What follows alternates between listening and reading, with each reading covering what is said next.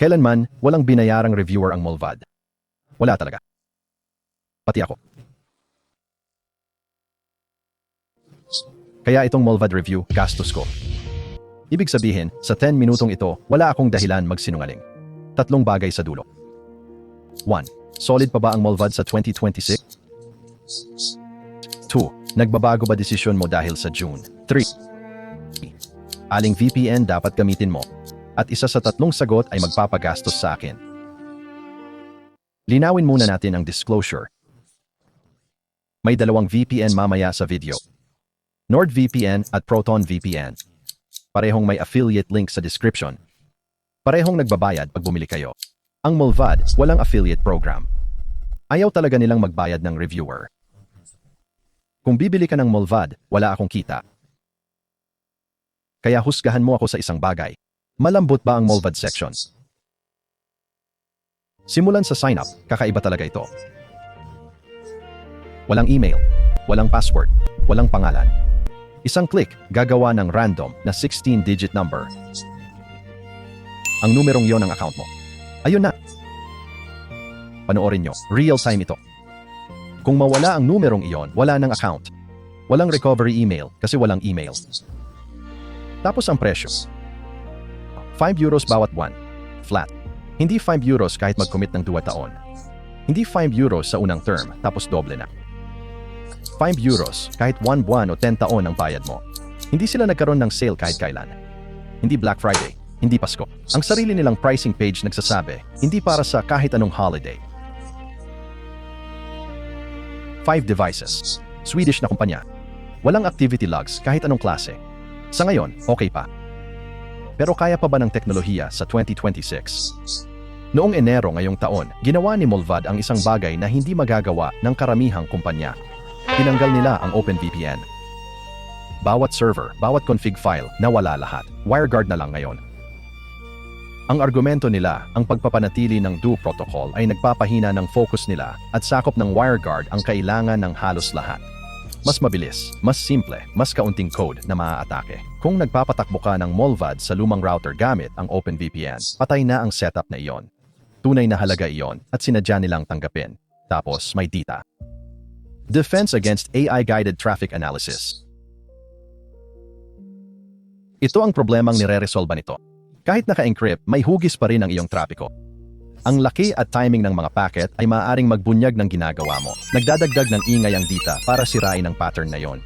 Halos wala ng ibang VPN ang may ganito. At ang mga audit. Mga independenteng firma ang nag-audit ng mga app at infrastructure ng Molvad ng mahigit 10 beses mula 2018. Buong resulta ang inilathala kasama na ang mga negatibong natuklasan. Bilis. Mga malapit at regional na server, napakahusay. Malalayong server, kapansin-pansing mas mabagal. Sa South Africa na koneksyon, umabot ng halos 9 minuto ang isang 2 GB na file. Sa malapit na server, mga 3 minuto. Kaya ang technical na hatol. Ang Molvad sa 2026 ay isa pa rin talagang pinakamahusay na ginawang VPN. Pero may grupo ng mga tao na talagang hindi dapat bilhin ito. Sabihin ko sa inyo kung sino. Para sa mga bagay, bibilangin pababa. Bilang ng server. 576 servers sa 50 bansa. Malawak ang coverage, pero manipis ang bawat lokasyon at manipis ay mabagal sa peak hours. Port forwarding. Permanenteng tinanggal ng Molvad ito noong 2023 at hindi na babalik. Kung nag-seed ka ng torrents at alam mo kung bakit mahalaga iyon, ito na mismo ang dahilan para hindi sila pumasa. Personal lang. Walang live chat, walang telepono. Ang kanilang team ay talagang magaling. Pero kung may masira sa hating gabi, maghihintay ka. At isa, ang pinakamalaki. Streaming. Hindi sinusubukan ng Molvad na i-unblock ang Netflix. Hindi iyon bug, iyon ay isang desisyon. Hindi sila makikipaglaban sa streaming platforms. Minsan gumagana ang isang server. Madalas, makikita mo ito. Na siyang isang bagay na ginagawa ng Proton ng naiiba. At babalik ako dyan. Kaya, kung alin man sa 4 na iyon ang deal breaker mo, may link sa ibaba. Pero huwag pa itong i-click. Dahil ito ang hindi sasabihin ng ibang Molvad review. Bawat VPN ranking na nabasa mo ay kompromisado.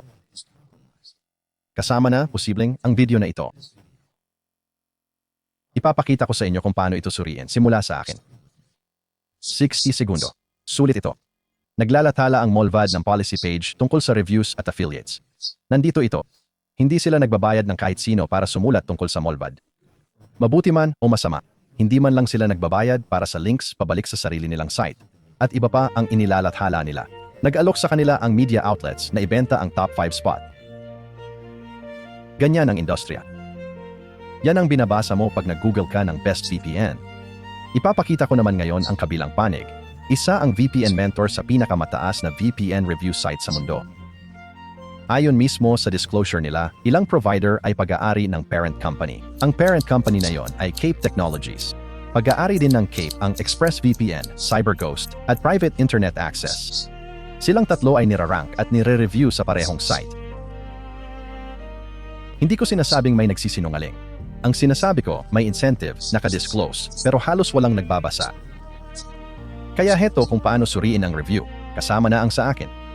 1. Sinasabi ba ng reviewer kung saan sila kumikita? 2. May nire-recommend ba silang hindi nila kinikitaan? 3. Sinasabi ba nila kung saan mahina ang produkto, specifically? Pasado sa 3. Sulit yang basahin. Bagsak sa 1. Isara mo na ang tab. Isa pang bagay na dahilan kung bakit ka nandito. Hahawakan ko ito ng maingat. Inuulat ko ang nakumpirma ng kumpanya at sa pag-uulat, hindi ko sinasabihan kayo kung ano ang dapat isipin. Kung magbabago man ito ng iyong desisyon, nasa iyo iyon.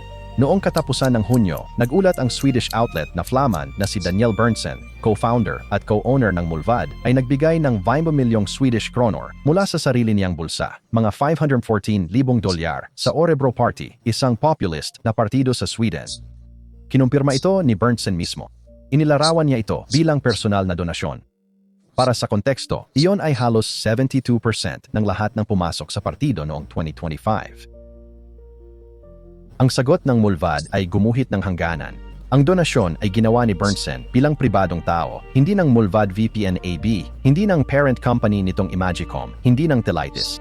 Sinabi ng co-CEO na si Fredrik Stromberg ng publiko na hindi niya nagustuhan ang donasyon at nag-alok ang kumpanya ng refund sa sino mang gusto mag-cancel dahil dito. Narito ang bahaging technical na mahalaga. Walang ebidensya ng logging, walang breach, walang binago sa privacy protection. Ang produkto ay pareho pa rin ng noong Mayo. So values question to, hindi security question at sa iyo na yon. Kaya, aling VPN ang dapat mong gamitin? Kung gusto mo ng max anonymity, techie ka at walang paki sa Netflix, Molvad. €5, walang link sa akin kasi wala talaga. Wala akong kita dito at tama pa rin na to para sa marami. Kung VPN ay araw-araw mong gamit, streaming, travel, pampamilya, NordVPN.